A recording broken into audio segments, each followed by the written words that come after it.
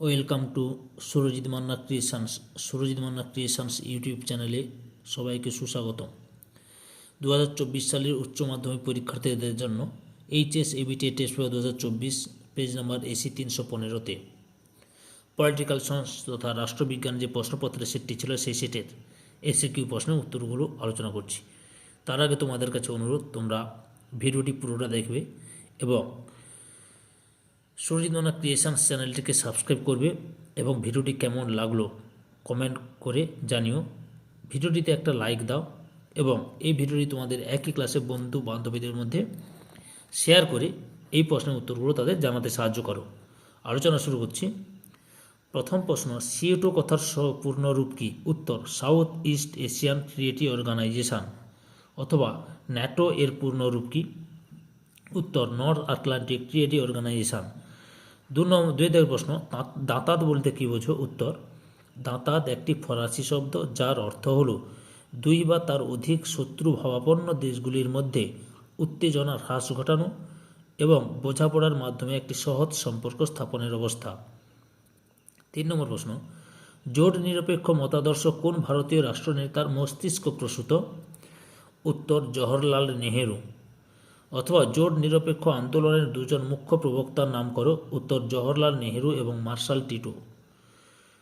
4 দাগে ব্রিক্স কি? উত্তর, ব্রাজিল, রাশিয়া, ভারত, চীন, দক্ষিণ আফ্রিকা এই 5টি দেশের একটি সহযোগিতামূলক সংগঠন। 5 দাগের প্রশ্ন, পররাষ্ট্রনীতির দূরপাল্লার লক্ষ্য কাকে বলে? উত্তর, চূড়ান্ত রাজনৈতিক মতাদর্শের ভিত্তিতে আন্তর্জাতিক ব্যবস্থার পুনর্গঠন ঘটনাই হল পররাষ্ট্রনীতির দূরপাল্লার লক্ষ্য। 6 দাগের প্রশ্ন, কোন প্রধানমন্ত্রীর আমলে ভারতে প্রথম বিশ্বায়ন ও বাজার অর্থনীতি গ্রহণ করা হয়? উত্তর, প্রধানমন্ত্রী PV নরসিংহ রাওয়ের সময়। অথবা দাগের প্রশ্ন, ভারতের বিদেশ নীতির প্রধান স্তম্ভ কি? উত্তর, জোট নিরপেক্ষতা। 7 দাগের প্রশ্ন, কোন প্রধানমন্ত্রীর আমলে ভারতে প্রথম বিশ্বায়ন ও বাজার অর্থনীতি গ্রহণ করা হয়? উত্তর, প্রধানমন্ত্রী PV নরসিংহ রাওয়ের সময়। 7 দাগের প্রশ্ন, আটলান্টিক সনদ কত সালে স্বাক্ষরিত হয়? উত্তর, 1941 সালের 14 আগস্ট। অথবা সম্মিলিত জাতিপুঞ্জ দিবস রূপে বছরের কোন দিনটি পালিত হয়? উত্তর, 24 অক্টোবর। 8 দাগের প্রশ্ন, নিরাপত্তা পরিষদের একটি দুর্বলতা উল্লেখ করো। উত্তর, এক মেরু কেন্দ্রিক বিশ্বে নিরাপত্তা পরিষদ সম্পূর্ণরূপে মার্কিন যুক্তরাষ্ট্রের অধীনে চলে গেছে, ফলে তাদের স্বার্থে নিরাপত্তা পরিষদ পরিচালিত হচ্ছে। 9 নম্বর প্রশ্ন, অর্থনীতি ও সামাজিক পরিষদ কতজন সদস্য নিয়ে গঠিত হয়? উত্তর, 54 জন। 10 নম্বর প্রশ্ন, আন্তর্জাতিক বিচারালয় কোথায় অবস্থিত? উত্তর, নেদারল্যান্ডের হেগ শহরে। অথবা আন্তর্জাতিক বিচারালয়ের বিচারপতির সংখ্যা কত? উত্তর, 15 জন। 10 নম্বর প্রশ্ন, আমলাতন্ত্র বলতে কী বোঝো? উত্তর, প্রশাসনিক কাজে স্থায়ীভাবে নিযুক্ত কর্মচারীগণ যারা রাষ্ট্র কর্তৃক নামে পরিচিত এবং শাসন বিভাগের অরাজনৈতিক অংশ তাদের পরিচালিত শাসন ব্যবস্থাকে আমলাতন্ত্র বলে। তারপরে 11 নম্বর প্রশ্ন, বিচার বিভাগের স্বাধীনতা রক্ষার দুটি উপায় বলো। উত্তর, শাসন ও আইন বিভাগের প্রভাব থেকে বিচার বিভাগকে মুক্ত রাখা। ও 2 নম্বর, বিচারকের নিয়োগ ও পদচ্যুতির ব্যাপার স্বচ্ছ ও গণতান্ত্রিক নীতির প্রয়োগ। অথবা অর্পিত ক্ষমতা প্রসূত আইনের সংজ্ঞা দাও। উত্তর, জাতীয় ও আন্তর্জাতিক ক্ষেত্রে সরকারের কাজকর্মের সম্প্রসারণের ফলে লোকসভা কিছু কিছু গুরুত্বপূর্ণ বিষয়ে আইন প্রণয়নের দায়িত্ব শাসন বিভাগের হাতে দিয়ে থাকে। শাসন বিভাগ কর্তৃক প্রণীত সেই সকল আইন হল অর্পিত ক্ষমতা প্রসূত আইন।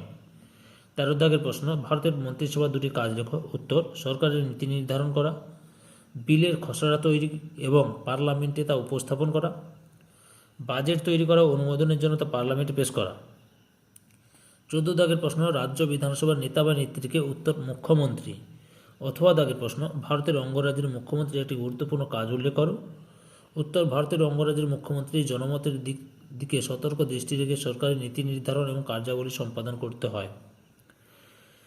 15 নম্বর প্রশ্ন, গ্রাম পঞ্চায়েতের প্রথম সভা আহ্বান করেন কে? উত্তর, BDO বা ব্লক ডেভেলপমেন্ট অফিসার। 16 দাগের প্রশ্ন, বড় কমিটি কি? উত্তর, 3 লক্ষ বা তার থেকে বেশি জনসংখ্যা বিশিষ্ট পৌরসভায় বড় কমিটি গঠিত হয়। পরস্পর সংলগ্ন 6টি ওয়ার্ড নিয়ে একটি বড় গঠিত হয়। একটি পৌর অঞ্চলে 5টি বড় কমিটি থাকে। যেসব ওয়ার্ড নিয়ে বড় কমিটি গঠিত হয় সেই সব ওয়ার্ডের সদস্যরা বড় কমিটির সদস্য হন। অথবা পৌরসভা দুটি অবশ্য করণীয় কাজ উল্লেখ করো। উত্তর, জল সরবরাহ ও জল নিষ্কাশনের ব্যবস্থা করা এবং রাস্তাঘাট নির্মাণ। 2024 সালের উচ্চ মাধ্যমিক পরীক্ষার্থীরা যারা এই ভিডিওটি দেখলে এবং ভিডিওটি শেয়ার করেছো তাদের অসংখ্য ধন্যবাদ জানিয়ে বলছি, ভিডিওটি কেমন লাগলো এবং যদি কোনো খারাপও লাগে ভালো লাগে তাহলে কমেন্ট করে জানিও, ভিডিওটিতে একটা লাইক দাও। আর যারা অলরেডি আমার চ্যানেলটিকে তথা সুরজিৎ মান্না ক্রিয়েশনস চ্যানেলটিকে সাবস্ক্রাইব করেছো তাদের সবাইকে অসংখ্য ধন্যবাদ।